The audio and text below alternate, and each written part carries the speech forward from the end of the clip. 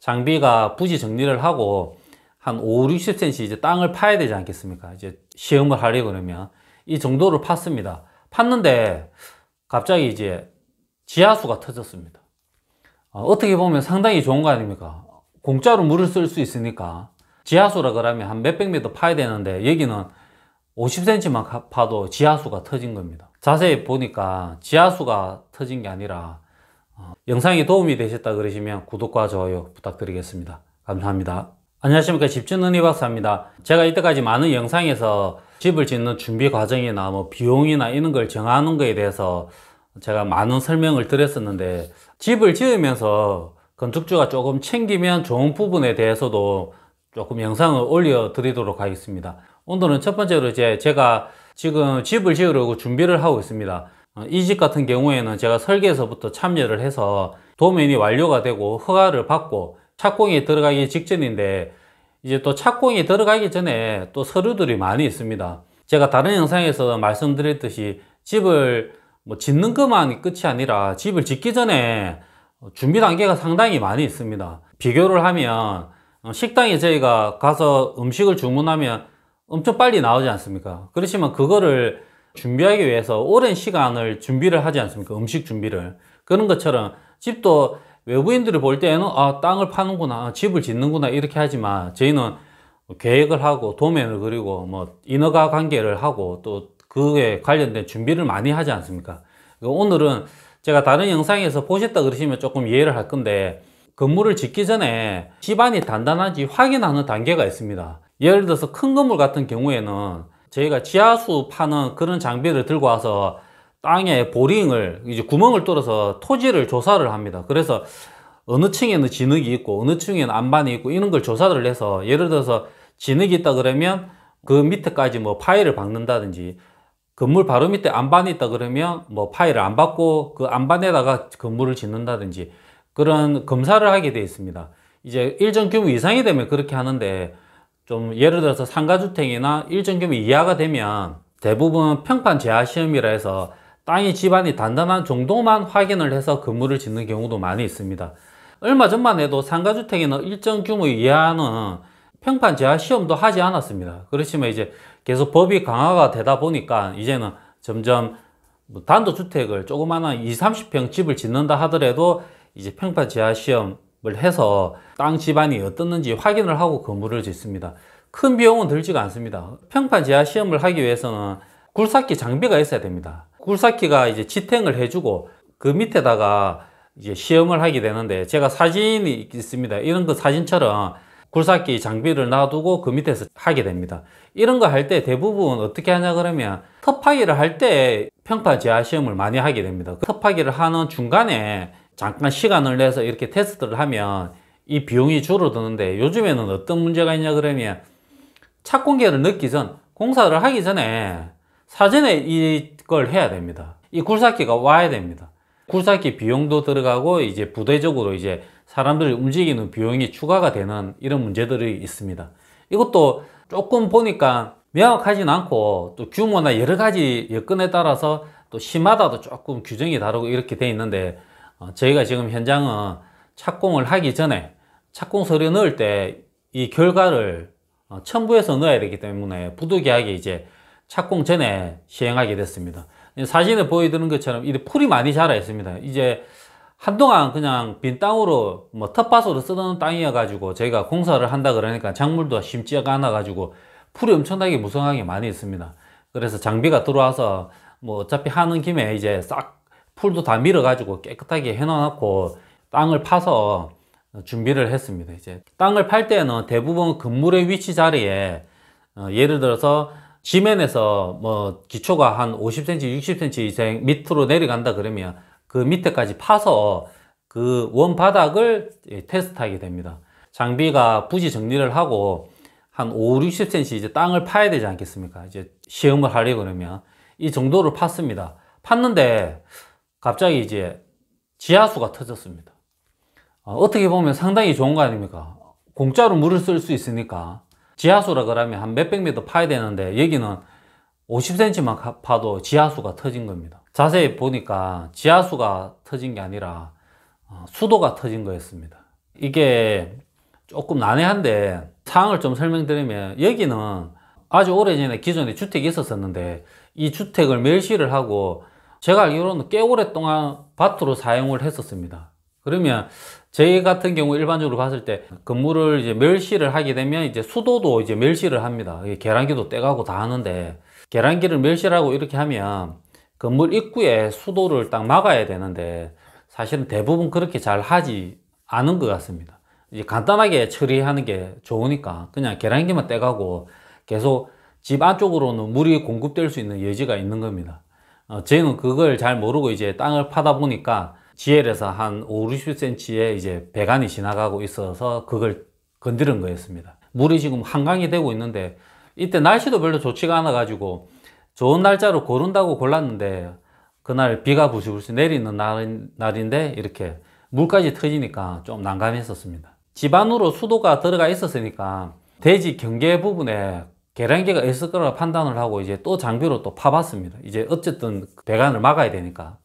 그게 또 팠는데 다행히 예전에 계량기 한 같은 게 보였습니다. 그래서 이제 장비로 파지 못하고 제가 삽질을 열심히 해서 이제 다 흙을 걷어냈는데 안에 이제 계량기는 없고 당연히 이제 떼가고 수도 꼭지는 있었는데 그걸 터니까 다시 물이 나오는 겁니다.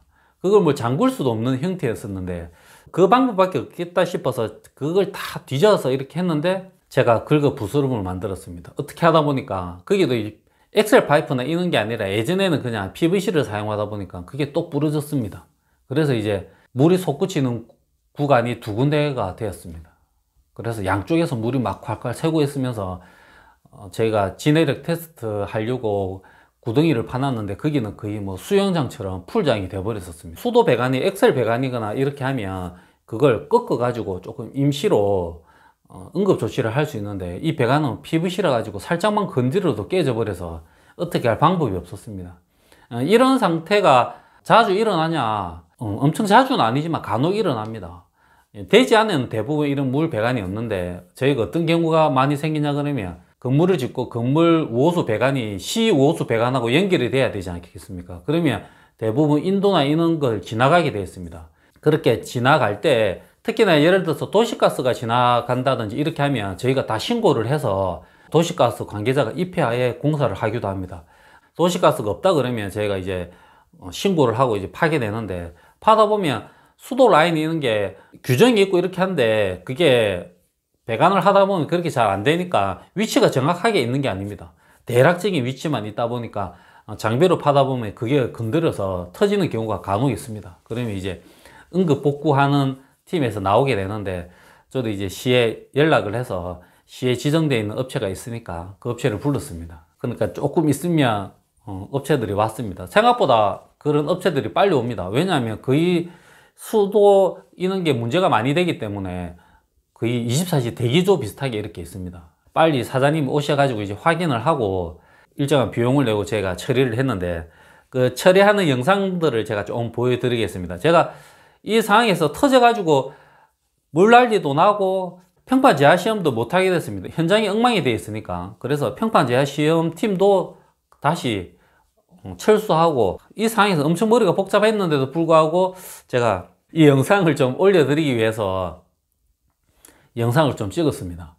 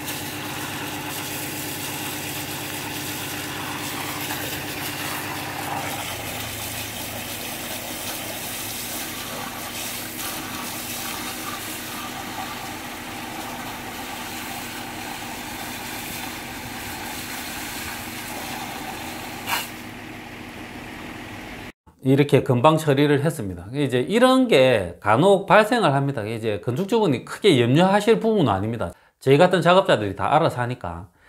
그래서 이제 잘 처리를 했는데, 이렇게 다 처리하고 나서 보니까 이제 저쪽 부분에 진해력 테스트 할 수 있는 공간이 좀 확보가 돼서 다시 부랴부랴 불렀습니다. 다시. 그래서 이제 다시 평판 제하 시험을 했는데, 이 땅이 원 상태가 상당히 안 좋았습니다. 이런 땅들이 몇십 년 원 집안이기 때문에 그냥 자연 침하만 돼도 땅 상태가 괜찮은데, 여기는 좀 특이하게 평판 제하 시험을 했는데, 할 때부터 조금 불안했었는데, 아니나 다를까 이제 나중에 결과가 건물을 지을 수 있는 그 기준에서 한참 못 미쳤습니다.